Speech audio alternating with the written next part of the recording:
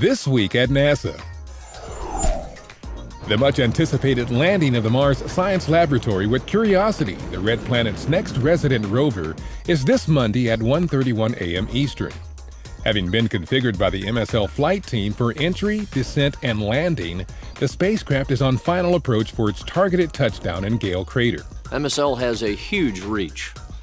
Reaches back into the past, it reaches out into the future, and frankly, it reaches around the world. There's nearly 10 countries that are involved in this, and 5 of them are major partners. So I hate to, but I will, compare it slightly to international gymnastics in that it is going to be a tough series of challenges here for the team to get this to the surface, but at the end, we're all going to stick the landing, right, guys? Coverage of Curiosity's landing begins Sunday at 11:30 p.m. Eastern on all 3 NASA TV channels, nasa.gov, and Xbox 360.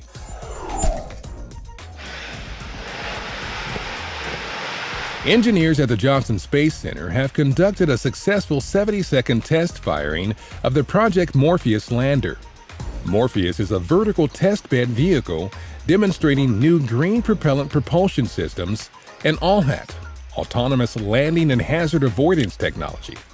This final test at JSC had the vehicle tethered to a crane and included a 60-second hover test with a 4-second ascent and a 6-second descent. The lander was later shipped to the Kennedy Space Center, where it's to undergo its first free flight testing. 17 meters, 03. An unpiloted Russian resupply ship loaded with almost 3 tons of food, fuel, and supplies linked up to the International Space Station just 6 hours after its launch from the Baikonur Cosmodrome in Kazakhstan. Additional engine firings early in its mission were a test to expedite the Progress's journey to the orbiting laboratory, which normally takes about 2 days. After analysis by Russian engineers and managers, the technique could be used to similarly shorten a Soyuz vehicle's route to the station, thereby improving crew comfort as well as extending the life of the return vehicle while docked to the ISS. You are our Olympians. You are the best of the best. You are the ones who help us reach for new heights. Deputy Administrator Lori Garver led the 2012 NASA Honor Awards, recognizing those in the agency whose outstanding efforts in the past year have helped NASA reach new milestones. A new video spotlighting NASA's Curiosity rover was featured during a performance of the National Symphony Orchestra at Wolf Trap National Park for the Performing Arts outside Washington, D.C. The video from director Duncan Kopp was accompanied by a musical selection from late French composer Georges Bizet. The NSO was under the direction of conductor Emile Decoux.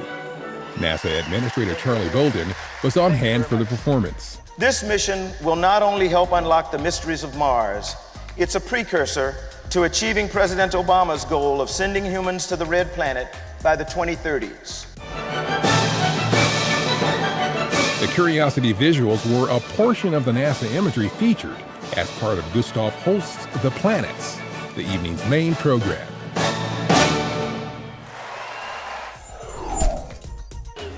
The 2012 NASA headquarters Take Your Children to Work Day gave younger NASA family members a peek inside the agency and its diversity of people and professions.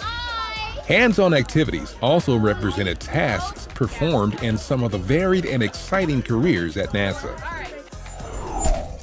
Those are American successes. This summer has also been a learning experience at headquarters for a group of high school students. Administrator Charlie Bolden spoke to participants of the 2012 NASA Engineering Apprenticeship Program. NEAP targets high school sophomores, juniors, and seniors interested in science, technology, engineering, and math, the STEM careers. Under the 8-week program, students work on a project under the guidance of a volunteer mentor. NASA has hosted more than 200 students since the program began in 1995. Many NEAP students have gone on to top colleges and positions within NASA and other industry organizations. Discovery, Endeavour, and Atlantis came home from space for the last time in 2011, touching down at the Shuttle landing facility at Kennedy Space Center in Florida. Mission complete, Houston. After serving the world for over 30 years, the Space Shuttle's earned its place in history and it's come to a final stop.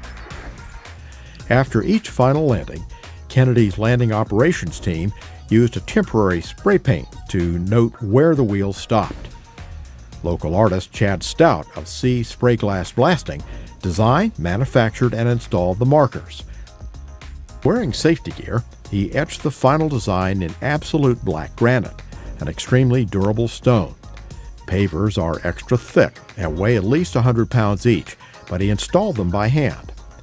All 3 pavers are aligned with the etchings on the runway centerline, and like the shuttle's legacy, will stand the test of time.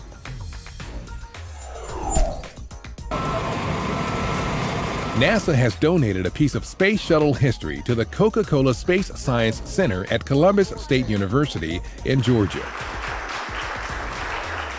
The Science Center has taken possession of main engine nozzle number 5002 from the Marshall Space Flight Center's Propulsion Research Development Lab.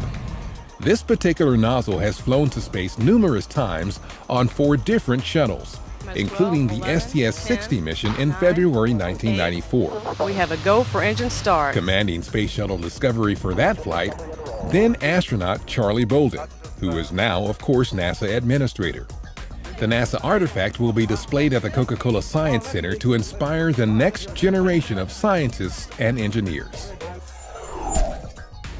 15 years ago, on August 7, 1997, Space Shuttle Discovery launched from Kennedy Space Center on STS-85. Her crew, Commander Curtis Brown, pilot Kent Rominger, mission specialists Jan Davis, Bob Kerbeam, and Steve Robinson, and payload specialist Bjarne Tryggvason of the Canadian Space Agency worked with a complement of payloads focused on mission to planet Earth objectives, as well as the then upcoming assembly of the International Space Station. Among them, the Japanese Manipulator Flight Development, MFD, to evaluate the robotic small fine arm that later became part of the Japanese Kibo laboratory on the ISS. Discovery and crew returned to Earth 11 days later, landing safely at KSC on August 19th. 3, 2, 1, 0, and liftoff of Space Shuttle Endeavour. 5 years ago, on August 8, 2007, Space Shuttle Endeavour launched from KSC on STS-118, the 22nd shuttle flight to the International Space Station. Commander Scott Kelly, pilot Charlie Hobaugh, and mission specialist Rick Mastracchio, Dave Williams of the Canadian Space Agency, Barbara Morgan, Tracy Caldwell, and Al Drew continued construction of the ISS by delivering S5, the station's 3rd starboard truss segment. The crew also replaced a defective gyroscope and installed an external stowage platform. They closed out the mission 12 days later when Endeavour touched down on the runway at KSC. And liftoff of the Atlas V with Juno on a trek to Jupiter.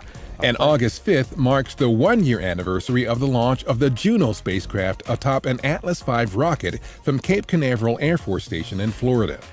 The launch marked the start of Juno's 5-year journey to Jupiter to study the planet's structure and decipher its history. And that's This Week at NASA. For more on these and other stories, or to follow us on Facebook, Twitter, and other social media, log on to www.nasa.gov.